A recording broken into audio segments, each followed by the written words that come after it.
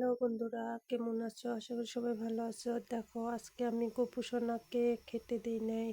তো বিয়ে গেল বাড়িতে, তো তার জন্য অনেক কাপড় জামা বাড়াইছিল, ধোয়া ধোয়া ধুই করলাম।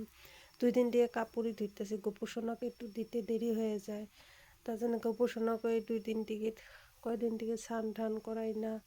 দেখো, আজকে একটু দেরি হয়েছে, তাও তো গপু সোনাকে দিতেই হবে। তার জন্য দেখো, স্নান টান করে পূজা দিতে চলে আসলাম। এদিকে গপু সোনা দেখে এসে বসে আছে চুপ করে। এদিকে গপু সোনা জামা খুলে স্নান করে নিলাম আগে। দেখো, এদিকে এখন তো শীতের দিন, তাই গপু সোনাকে তো একটু উলের জামা সোয়েটার পরাইতে হবে। তার জন্যে একটা উলের জামা সারিয়ে আর একটা পরাইলাম, স্নান করাই দিলাম। দেখো, এখন গপু সোনাকে আমি বসাইলাম, এখন খেতে দিব। এদিকে পূজা দেব, তুলসী পাতা তো দিতে হয়, না দিলে তো পূজা হয় না।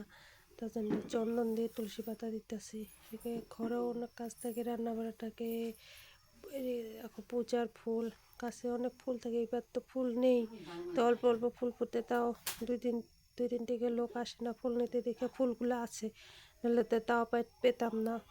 এদিকে দেখো, গপু সোনাকে পূজা দিচ্ছি। গপু সোনা সুন্দর করে বসে আছে। পূজা না দিলেও খারাপ লাগে, গপু সোনাকে খেতে না দিলেও খারাপ লাগে। দেখো, এদিকে গপু সোনাকে পূজা দিলাম। দুপুরে এইটুকুই আজকে।